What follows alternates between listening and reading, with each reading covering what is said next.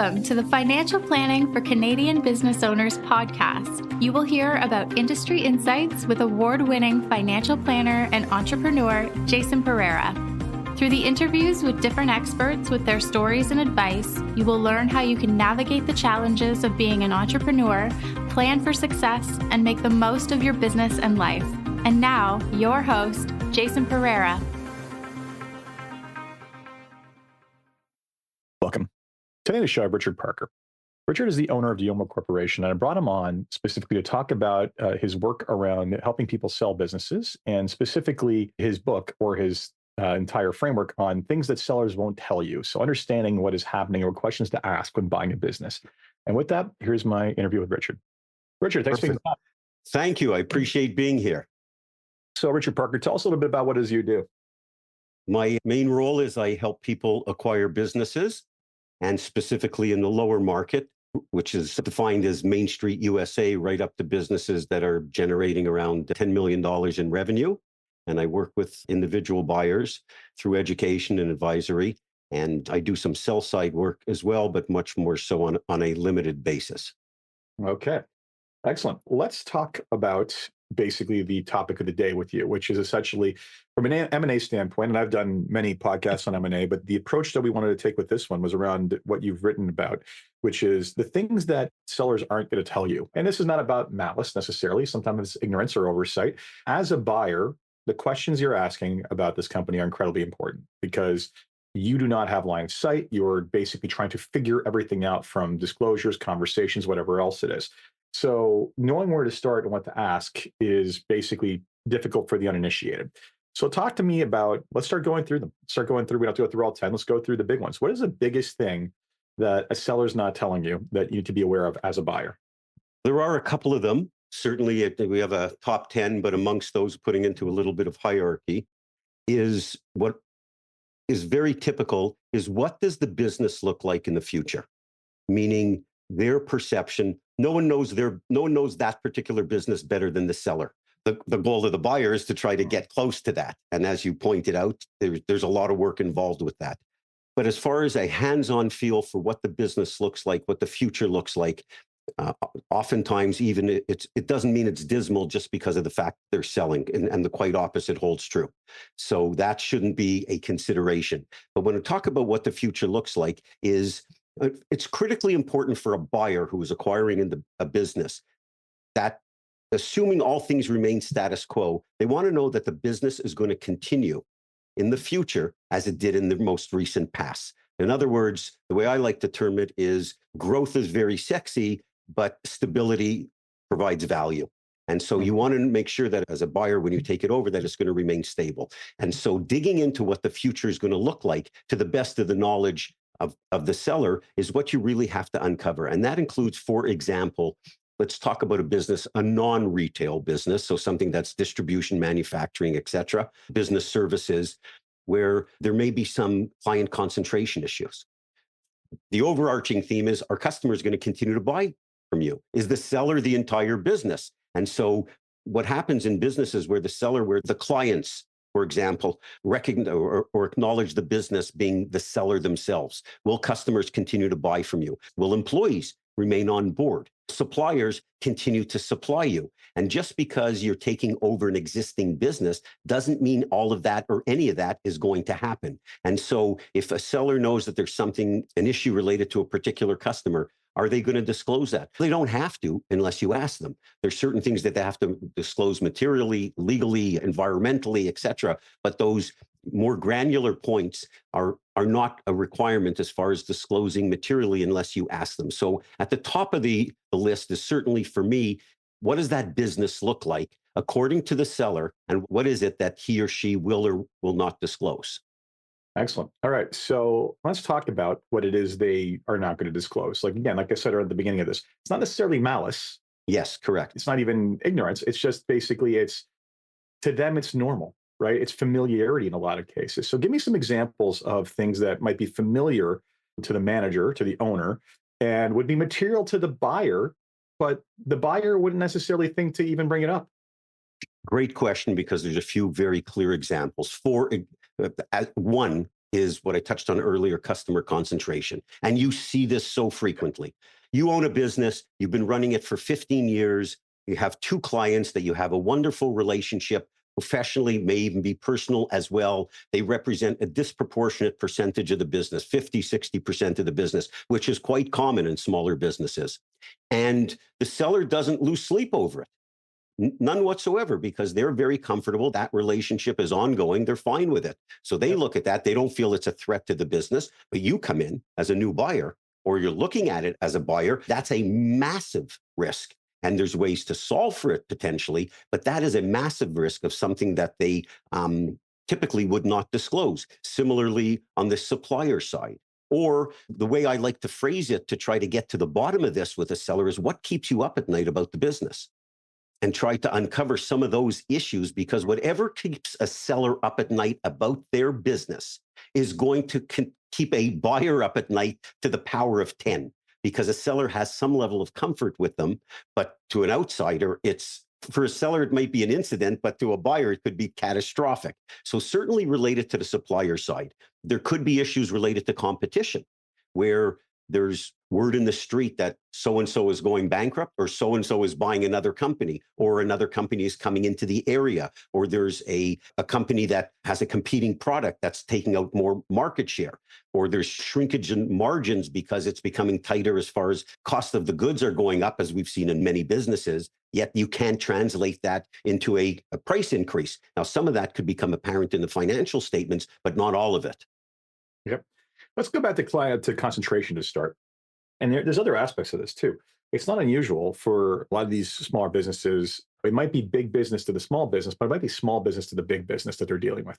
And it's not unusual for some of these things to be relationship driven. So it's entirely a very possible risk that that client could leave because, hey, you know what? Oh, this ownership business is changing. I really like John, was great to me for years. I've stayed with him because I had momentum and I like the guy. Now's the time to look around, right? That sort of thing's not uncommon in a lot of smaller businesses, is it? It's very common. And there's ways to deal with that. For example, and sometimes a seller is apprehensive about doing it. And so this particular contingency sometimes has to wait until you go further down the road in negotiations or the deal, is oftentimes you have to meet with the clients. Now, a seller is going to be concerned, I don't want you to introduce you to my clients. If word gets out that we're for sale, they're going to stop buying from us, etc. So they have their concerns, and they're very often they're legitimate, not always, but there's ways to introduce. For example, I'm bringing in an additional partner, or I'm thinking of opening up another office, or we're looking at taking some time to consider how we expand the business, and we're looking to invest in the business and grow it and want to make sure we can count on your support. Those type of things. Those are the questions. But the key being is you have to get in front of the customer. And so if what I've had in those situations where they've had similar situations, for example, that and employees, key employees that you want to be certain that they're going to stay. And we can potentially touch on that, of course, but sometimes those contingencies may have to wait till later in the deal. So the seller knows that you've signed off on the financials, the other parts have been agreed to, you're okay with that. And that's a later stage contingency that has to be lifted. Another prime example is when clients, we see this in construction, HVAC business services, where there may be a bidding process and not necessarily where a seller is paying off the purchasing agent, but may have a different relationship, a closer relationship. And so they get some favorable bidding status. They let them know you're at 100 grand. These guys came in at 92. You got to sharpen your pencil a little bit. Those type of things. Yeah. Yeah. And I think let's go back to the entire customer thing. That's to be the dead horse, but a lot of businesses would be reticent to permit you to speak to their customers, right? Because they don't necessarily want to getting around to their customers or to competitors that you're potentially getting out. That's how much do you encounter that problem? You counter it all the time. And unless you have an owner who may be in their late 60s, early 70s, and it's an obvious thing in the eyes of their client world that this individual is going to soon be retiring. Other than that, it is a major concern. And that's to the point we just discussed earlier, that you have to get in front of those clients at the appropriate time. Now, at the same time, you don't want to over-index this. There are times where customer concentration may be 15%, 20% of the business. You have to live with it. You just have to live with it. And you shouldn't be looking at that and saying, oh, that's a deal breaker, because it really isn't. And if you you get some context of what other businesses look like in similar fields, oftentimes that's the norm. Absolutely. And but it's something that not everybody's going to be comfortable with, unfortunately. Both sides. Yep, exactly. All right. So we have that. Let's go back to the key employees. Talk to me about issues surrounding key employees and how important those are. They can be important, but what I typically find is buyers over-index here. And what I mean by that is really determine who's a key employee. And I don't mean to say anything disparaging about lower level employees, but the individuals that's shipping boxes out of the warehouse, or the individual who's doing the actual commercial cleaning in a commercial cleaning business, they're not key employees. They're managers maybe. And so the way you look at it is the question you need to ask yourself is, if this person leaves, significantly impact the business? And if yes, how easily can I replace them? The drop downs from that are, if they leave the business and become a competitor, that's one thing. But if they leave and go into another career, that's something else. But if your answer to that question is, hey, yeah, it could impact the business. However, I can replace them. There is other talent there. I'll have a short period of heartburn, but I can bring someone else into play. That person, in my mind, is not necessarily a key employee to the point that saying, I can't get the deal done without them. Now, the other thing that people need to understand is, you're selling a business. I come to see you. We identify that Jane is a key employee. She's in charge of the marketing. She drives a lot of the business. We have to keep her on board, or I have to keep her on board.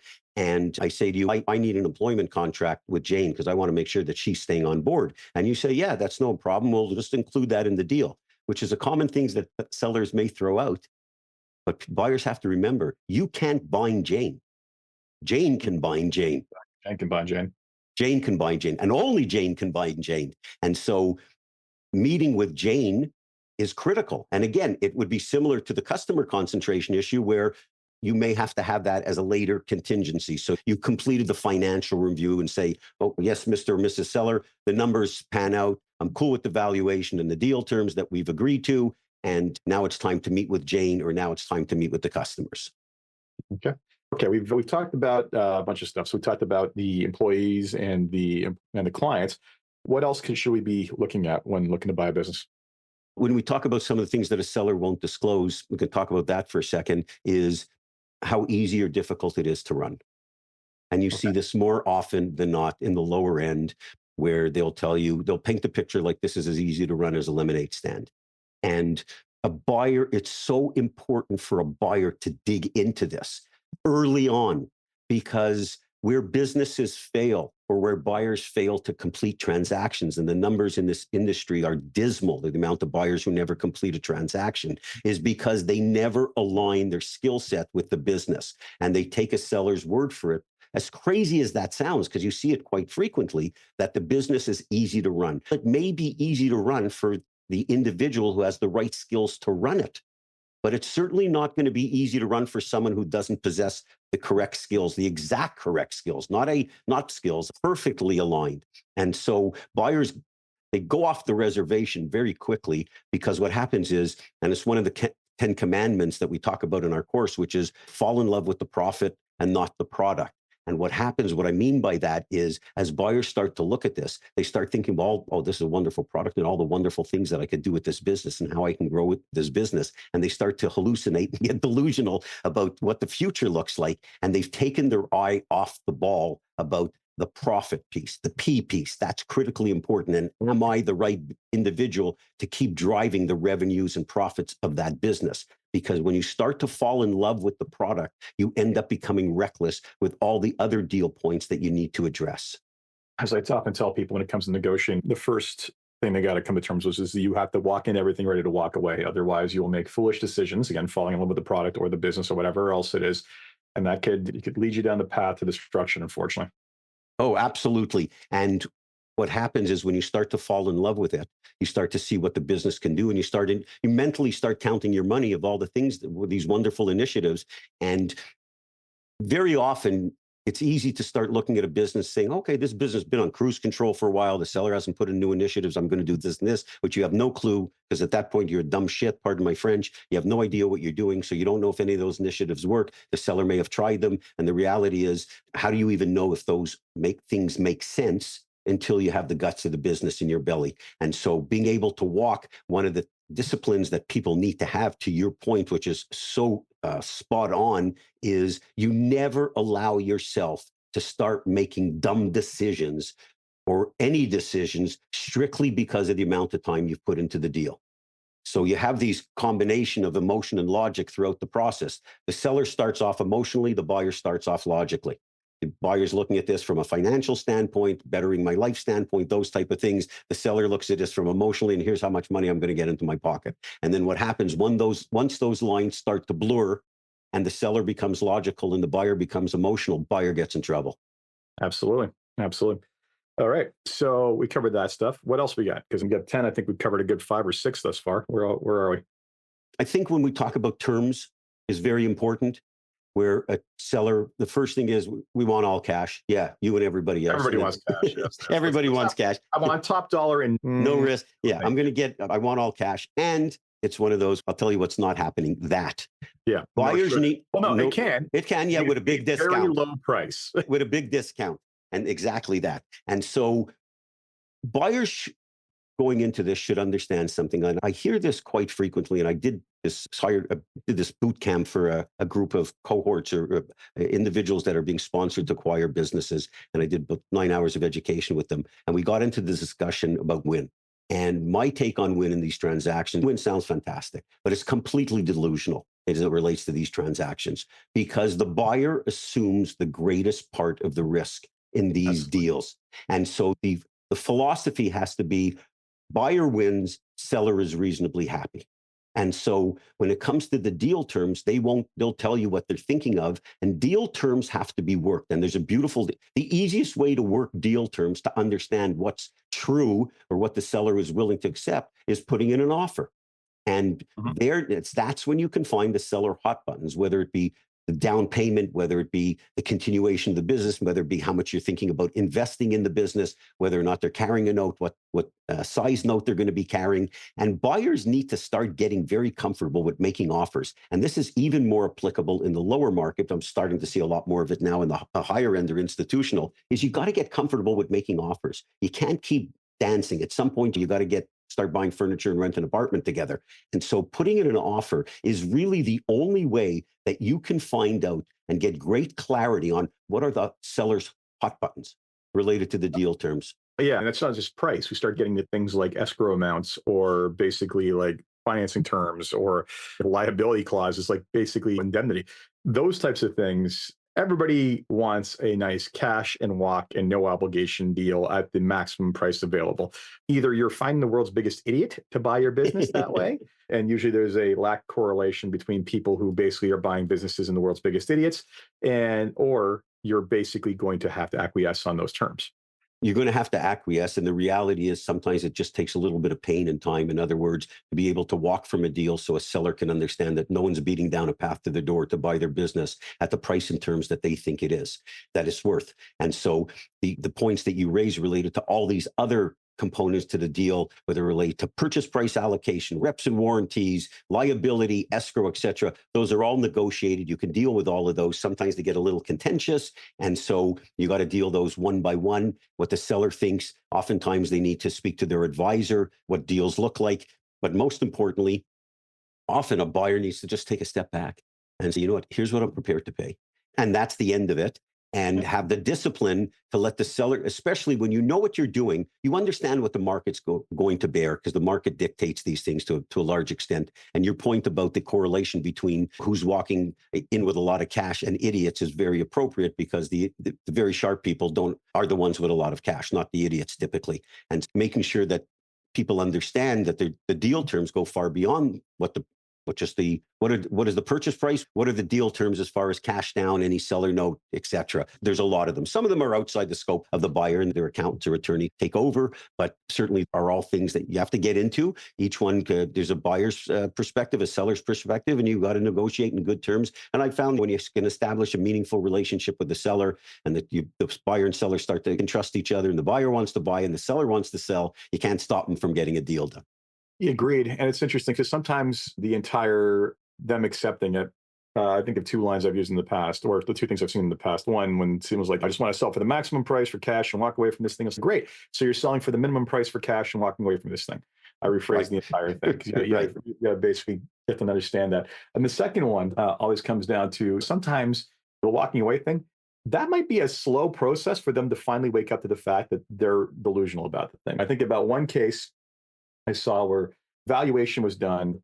The only response was, I think it's worth this, which was like 35% more than what they said. And the evaluator's like, I'm sorry, but I don't see how. He's like, and is there something you haven't told us? No, I just think it's worth that much more. It's okay. And sure enough, we can't market your business at that price because no one's going to buy it, but good luck to you. And effectively, finally, the guy ended up selling the business 4 years later for a price far closer to reality. And unfortunately, sometimes it may take a long time where they basically just get to the point of, I guess I'm not going to get that after all. But it's everybody thinks their baby's beautiful. And unfortunately, not every baby is pretty. Not every baby is. And the key point here is the description of price. So you had some great things where you tell people the examples of it is what happens by and large is what a seller thinks their business is worth has nothing to do with the value. And there's a big difference between worth and value because they've put blood, sweat, and tears into this. They have an emotional attachment. Very often they say, here's what I need to retire, or here's what I've put into the business. So I've got to get that out at least. And that's not relative to the value. That's relative to the worth in the eyes of the seller. It has nothing to do with the value of the business in the real world. And sometimes it takes time for you to take a step back and let the seller start breathing oxygen from this planet. I find what's very helpful is don't be afraid to, when a broker intermediary says that standard line of we have other offers. And I'm not saying anything disparaging. I do that's intermediary fine. Work. And when they say they have other offers, my answer is always, exactly, that's fine. Go work those offers. If for any reason they don't work out, come back. We'll continue the discussion. Yeah. And it's all of a sudden you get, one, it's not exactly an offer. It's an indication of interest. The other one, don't be so hasty. We could take in competitive offers. We're accepting backups. So you'll see the backpedaling pretty quickly. The key thing being is don't be afraid to stand firm. It's also very important that buyers need to be able to defend their valuation. You can't just pick numbers out of the air the same way the seller has. And so being able to put together a robust valuation is really important so you're able to defend it. Absolutely. And it's funny. So even personal experience, sometimes there is a quote unquote big idiot out there. I remember one case where I was offered a part of someone's business and did all my due diligence, whatever else it was. They decided they wanted to sell to me, but there was another bidder. And basically he's like, yeah, so they matched my price. I'm like, well, that's good for them. I can't do it. And I really want you to get this instead. Be competitive. Make me an offer. I'm like, if you're telling me the truth, I did. If you're telling me the truth that they basically met your price, I'm telling you, I'm not going to insult you to your face by giving you something that makes no sense in comparison, because the price I would have to give you makes no sense in comparison. So sometimes there are people who will buy for ridiculously stupid valuations. Now, I will say that ended up being I know what happened after the fact, and ended up being a suboptimal experience for the clients who got purchased. And then that also led to a resale of part of that business pretty quickly thereafter. So I feel pretty validated in that situation. But nevertheless, sometimes that can happen. But oftentimes there just isn't, right? There just really isn't. So, exactly. So frankly, again, this comes back to the first step. The first step is not feeling the need to make a deal, right? It is right. You have to be prepared to walk.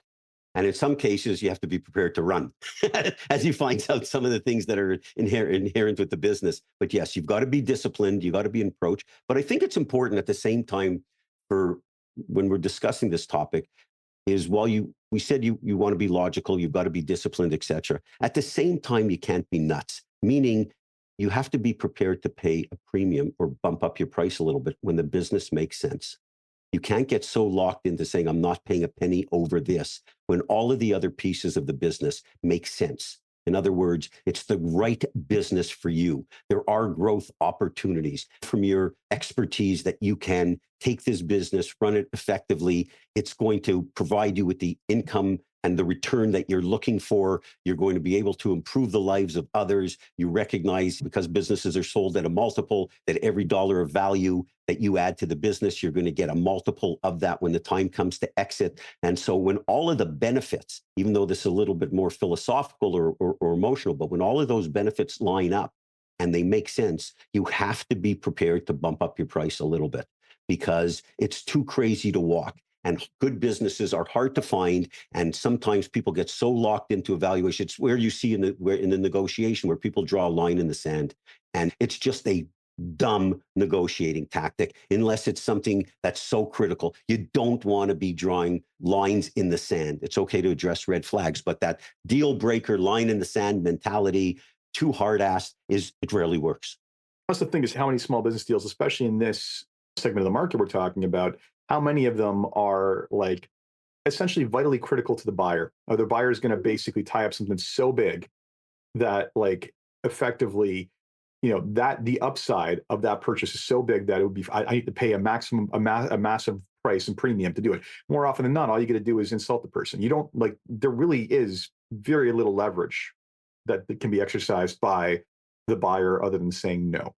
You say no. And there's also the point of by the seller. And the other point is buyers shouldn't be afraid to insult sellers. Yeah, no, I think there's look, I'd say to a point, right? Oh yeah, absolutely. Like you don't want to be nuts and right.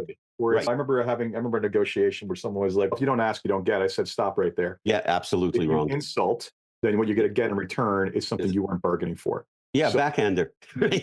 Be respectful with your ask. Oh, absolutely. And the whole thing is when you go into these negotiations, and when I talk about insulting the seller, when they have an inflated price or you've done your valuation, you've done it in a good way, and there's a big gap between that, there's no problem with insulting the seller. But certainly it's not your tactic going in because you want to pay a fair price and get a valuable business. And when you talk about the negotiations, you've got to be reasonable. You got to be fair. You don't have to give something every time you get something. The same way it's not a battle. You don't have to win every single point. Sometimes you just have to agree and move on. And you don't want to be a hard ass. What I have seen over and over again, and I've been doing this for 34 years, thousands of transactions, is you want to be able to establish a thoughtful, meaningful discourse with the seller and have a good relationship. And you don't have to dive right into the key points right from the beginning. If you can establish a nice, comfortable relationship where you can have a good back and forth with the seller, you can get things resolved. This is not a war. And this is not a battle. Like mentioned earlier, you don't need to win every point. You address them. Some points are more difficult to resolve than others. Sometimes sellers get insulted. You have to make sure that it's done in a good way, that it's not, necessarily meant that way. But at the same time, there are times that a seller gets insulted. And that's as long as your insult is based on quantifiable valuation, then it's okay. It's not the end of the world. It happens. And so you just don't want to be, someone's asking $5 million for business, you pick some number out of your rear end that it's worth 2 and you throw them and you wonder why they're insulted and you've put no detail into your offer. Of course they're going to be insulted and they deserve at that point and it's disrespectful. And so you know what, you're better off, go find something else, go find another. If you want to be a bottom feeder, that's what you're going to get. Absolutely. Absolutely. Okay. So we're on to that. What else do we need to talk about that they're not telling you? I asked that a lot this one because there's like at least 10 points. So we're good. At least 10 points. We talked about easy to run, certainly related to the valuation. We talked about the price and terms. I think the supplier issues are really important and how they get their material. When I talk about suppliers, I talk about the whole world of suppliers, meaning it could be raw materials. It could be a supplier who's their landlord. And so it could be a lease that's expiring. There could be, you see this more in retail, for example, where there's typically road construction happens every 10 years. And they don't disclose to you that they got a notice from the Shopkeepers Association that they're planning to do some road work in the near future. And that could be typically impacts. It doesn't impact destination locations as much because people find a way around the detour. But if in retail, that's a significant thing. It's for example, another one where they know that the landlord's not intending to extend the lease and the lease expires in a couple of years, even though they may have an option. And that's one of the things that a buyer has to, if it's a property or a business rather, where the business relies on its location, whether that be retail is more appropriate, but there's also things like lawn and garden centers, right? You can't move a lawn and garden center. Yeah. Okay, so in those type of cases, also for convenience, even though it's a ordinary business offering business services, an HVAC company, there could be a proximity to the client base that's also a proximity to the staff and the technicians that everybody's got a 20-minute drive. And all of a sudden, if you have to go relocate, it is possible. And even if you have to relocate in the same area, your rents may go up. And so that type of consideration, what a seller won't disclose to you, are really important. And that, again, so much of this is incumbent on the buyer, because I think the first thing you talked about from the beginning, which we went back and forth about, is what are they required to disclose? How much are they willing to disclose? And buyers need to understand that outside of the legal requirements and material issues, they're not required to disclose anything. And so it's incumbent upon the buyer to uncover them. Yeah, like with lease things, like someone who's doing good diligence is going to verify that the lease can be signed over to you, because a lot of times those leases will basically have some sort of approval mechanism whereby the Right. buyer has to basically be approved. So that does matter. Oh, it does matter. It's really important. And buyers need to understand it's not like the seller is necessarily being cagey or fraudulent. They don't have to. If you don't ask, they don't have to tell. Yeah.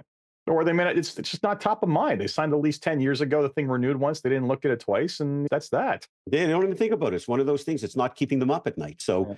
Which is another reason why you're not going to get the top dollar, because at the end of the day, these are the unknowns, and those unknowns are never 100% disclosed. So they're never 100% disclosed, and they don't necessarily have to do them. So again, it keeps coming back to the point that the buyer needs to be prepared. They need to be knowledgeable. They need to understand the process. They need to go through this in a methodical way to be able to uncover all of these potential problems.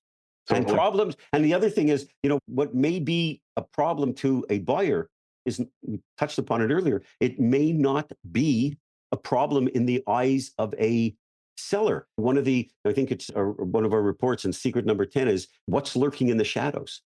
What is there an issue that could come up that you don't know about? The seller typically may not even know about it. For example, the history of this is pretty interesting because it's changed over the years, which was related to, I live in South Florida, and I was looking at a company a number of years ago that did concrete inspections. It used to be every 40 years that you had to go in the condos and any type of commercial building had to evaluate the condition of the concrete surrounding the building, seawalls, et cetera, foundations, et cetera. And it was a 40-year thing. I love the business because when you do concrete inspection, for example, of a seawall, the only way you can investigate the concrete is you have to bash the concrete. You have to put a couple of big ass holes right in the concrete at various places to check the rebar, et cetera. And now let's say everything is wonderful. Then you have to fix the wall. And so it's a beautiful business because you can go and do the damage and you have to, and then you can repair it. It would be like people that are looting stores and they also are in the commercial window business, right? They're smashing the windows and grabbing stuff, and then they have to call them to fix the windows. Great business. You create your own demand. I love it. Create your own demand. And it was really interesting. And there was at one point where, even though it was a 40-year requirement, at one point they were talking about a 50-year requirement. And the seller didn't even know about it. And it was being talked about. As it turned, if to do investigation related to it, there was a lot of research at that point to find that out and said, okay, that changes the dynamic. However, as it turned out, unfortunately, because of that horrible condo collapse in Surfside, killed, I think it was 100 plus people. That has been changed, and I think it's down to 20 years plus a whole lot of other conditions and criteria for anything in proximity to the ocean because of the wear and tear of the salt water. But there was another point related to that particular business that really was not as was a looming threat, but it ties into the competition. Was this company wasn't a big company? It was doing I think it was $2.4 million, and they had four, but it was highly profitable, and the demand didn't stop because they kept working their way up and down the coast. And I looked at this and said, there's a couple other small players. I looked at this as a roll-up. It was actually a business that I was looking to buy. And the seller had four crews. They were doing $2.4 million. We started talking about the competition. And he said, yeah, there's one other minor player in the area. That was it. And I said, how much business that they do? He said, it's pretty much the same. I know them for years. And that was the end of it. So if you're not, you have to be a little skeptical and you have to be a little creative and you look at that. And so I said, you know what? So I'm making the assumption now that you have, and this is internal thought, you've got four crews, you're doing $2.4 million. I'm making the assumption that each crew does is responsible for generating around $600,000 in revenue. In other words, they can handle $600,000 in revenue. Four crews, $2.4 million, the math, $600,000. So I'm thinking I'm going to go to the competitor, which wasn't too far away. And it's an early morning business. Like people are on the roads like 6 o'clock in the morning because you got to get out to the locations pretty early. And in my mind, I'm thinking they probably have 3, 4, 5 crews that are coming out. Then I figure, okay, so if they have 5, they're going to do $3 million a year. Like 20 crews came out of there. And all of a sudden it's like, oh my God, this is an $8 million business. And right nearby, and you always want to hire local companies to do the work, and there was really nobody else. They could gobble up your business in a hurry because they know who the customers are. Everybody knows who the customers are. So you're telling me that they're not much of a competitor? They're 4 times the size of you. And if you don't do the investigation, if you're not curious, if you don't think about this from a different way, and very much you want to process and take note of everything the seller tells you. and there's a bunch of critical questions that you have to ask. You want to take note of all of that, but you've got to validate, verify, and investigate. Absolutely true. It doesn't help the fact that most financials aren't even audited. That's another problem. Most aren't, yeah. Most aren't. But yeah, there's a lot of the unknown unknowns always. I think the issue is coming down to basically creating a situation for yourself whereby the number of unknown unknowns are minimal, right? But you want to make them at least known unknowns that you can investigate. Exactly. Because most of them you can solve for. You want to deal with there's little issues that are important. But going into this philosophically, that's a very important approach when you look at this, and especially during the due diligence, you don't want to treat any incidents as catastrophes, and you don't want to treat any catastrophes as incidents. You just want to keep a comment and understand buyers. One of the three biggest mistakes that buyers make is they're looking for a perfect business. It doesn't exist. It doesn't exist. I used to work with a guy whose name was Jerry Efros. He was a much older gentleman. He was a tail gunner in World War II, and he used to tell people, "You want to buy a perfect business, buy a toll booth." Right? Other than that, they don't exist. Every business has blemishes. Every business has warts. It's what can you solve for? Don't treat. Yeah. There's always going to be some incidents. You've got to learn to live with some of the things because they're not really that important in the grand scheme of things of all of a sudden becoming a business owner. You just have to compartmentalize some of them and recognize that as an entrepreneur, there's always going to be pivots. There's always going to be some roadblocks thrown up in your way. You have to navigate your way over them, under them, or around them, and not to get hung up on everything being perfect. You look at all these things and say, can I make it perfect? But when I take over, that's great, but it shouldn't be preventing you from making the acquisition as long as those items are incidental, because nothing's perfect. Excellent. So before we wrap up, any kind of last words of advice to potential buyers?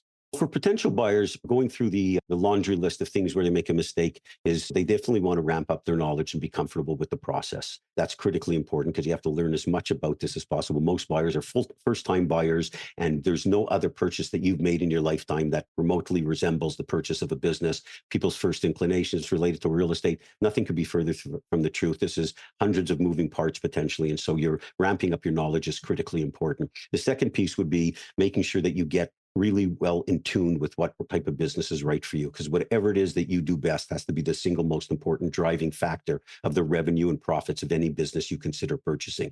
And sometimes that's a little bit of a scavenger hunt to get to that point, because most people, what they think they're good at is usually not necessarily what they're good at. And oftentimes what they like is not necessarily what they're good at. And then they confuse experience with expertise. Just because you worked in a certain industry doesn't make you an expert there. It's what you did specifically. What is your greatest skill set? And the third one we talked about, which is understanding there's no perfect business. So if you can get yourself educated, work towards coming up with what is the business I was, born to own from a skill set perspective, that is going to set you on the right path and distinguish you from all the people who never get to the finish line, because this is not a difficult process, just complex. And so there's lots of moving parts. You just have to do this in a methodical way, step by step, and keep at it, because there's some difficult times and deals are lost and deals fall apart in due diligence. So you just dust yourself off and keep going. That's the life of an entrepreneur. Excellent. All right. Thank you so much. Where can people find you? Pretty easy. richardparker.com. We've got lots of free articles, reports that we talked about, our main course that we've been sold over 100,000 copies of those. Everything is available on richardparker.com. And if anybody has any questions, just use the contact us page, get in hold of me. I'm happy to talk to anybody. Excellent. All right. Thank you so much, Richard. Thank you. I appreciate you having me. So that was this week's episode of Financial Planning for Canadian Business Owners. As these are sporadic, I hope to start them up a little bit more regularly in the next little while. But until then, I will catch you next time. This podcast was brought to you by Woodgate Financial, an award-winning financial planning firm catering to high net worth individuals, business owners, and their families. To learn more, go to woodgate.com. You can subscribe to this podcast on Apple Podcast, Stitcher, Google Play, and Spotify, or find more episodes at jasonpereira.ca. You can even ask Siri, Alexa, or Google Home to subscribe for